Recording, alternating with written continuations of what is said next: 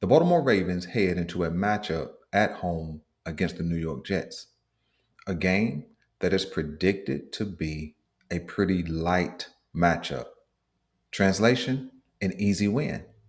But with 8 injury designations for Baltimore Ravens players, should they consider holding some guys back for the next Thursday matchup against the Bengals? We discuss next.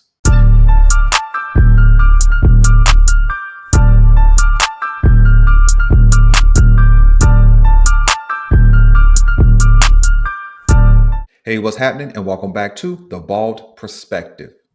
Do me a quick favor, hit like, subscribe, and go ahead and touch that notification bell so you get updates when we upload new content. Let's talk.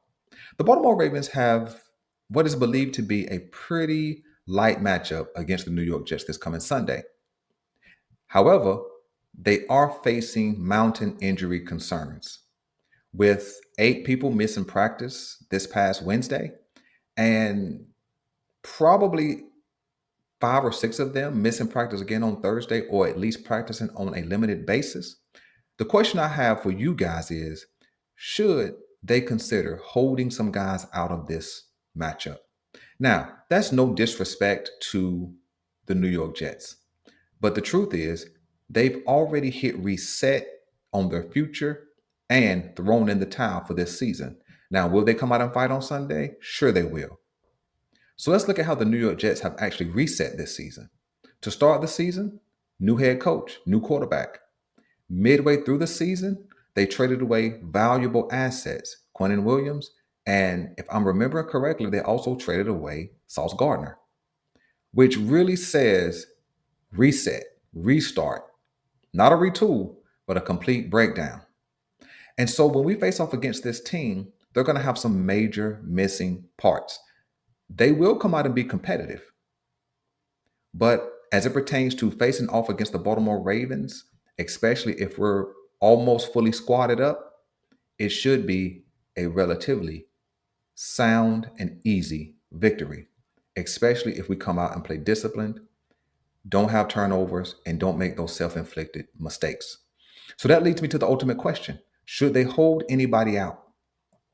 You see, the Baltimore Ravens have visions of winning the AFC North once again. They're literally one game behind the Pittsburgh Steelers. And with a short week facing off against the Bengals next Thursday, I'm not 100% sure if everybody after a game Sunday is going to be ready to go by next Thursday, specifically Lamar Jackson.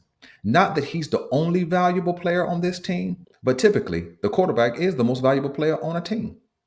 And for the Baltimore Ravens to have any long-term success this season, get to 6-5 Sunday, get to 7-5 next Thursday with the win against the Bengals. We'll talk about that next week. It's going to take Lamar Jackson being under center. But I do believe that holding him out of this Sunday's game against the Jets could be the play. It could be the strategic move that the Baltimore Ravens should be making in order to give him 3 or 4 more days of rest, treatment, and recovery. I believe that Tyler Huntley could step in just like he did in Chicago and have the Baltimore Ravens on track. You see, with the Jets rebuilding, resetting, they're not going to put up a whole lot of resistance, especially if we play our game.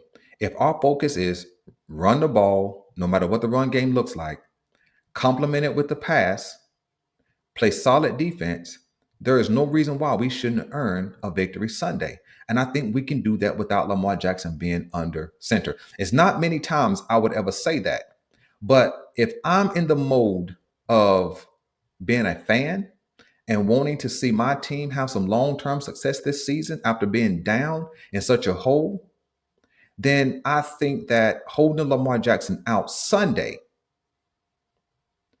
him go ahead and working the game plan for next Thursday, getting it in his mind, doing those mental reps, all those kind of things, I think can serve the Baltimore Ravens very well.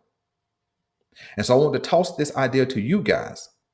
Is it more beneficial to go with Huntley, who is healthy, in Sunday's matchup against the Jets? because I think we can get some very, very similar results, whether it's Huntley or whether it's Jackson, and holding Jackson out for next Thursday's matchup. Now, I'm not opposed to holding other players out for next Thursday's matchup. And so you guys let me know what you think. Bad idea? Or if he's relatively healthy, should he just play? You see, because my concern truly is this offensive line is not that great, and we all know that. And if he's had a hamstring this year, if he's had some knee soreness this year, and now something going on with the ankle, he's less likely to be able to get himself out of harm's way, which was the purpose for yesterday's video when I talked about has he lost a step. And most of us have a consensus that he's just been playing injured all season. And so I think it's illogical to keep running him out there and he can't get himself out of harm's way behind this bad offensive line. So giving him those extra 3 or 4 days to rest and recover makes sense to me. You guys let me know what you think. And until next time, I'm out.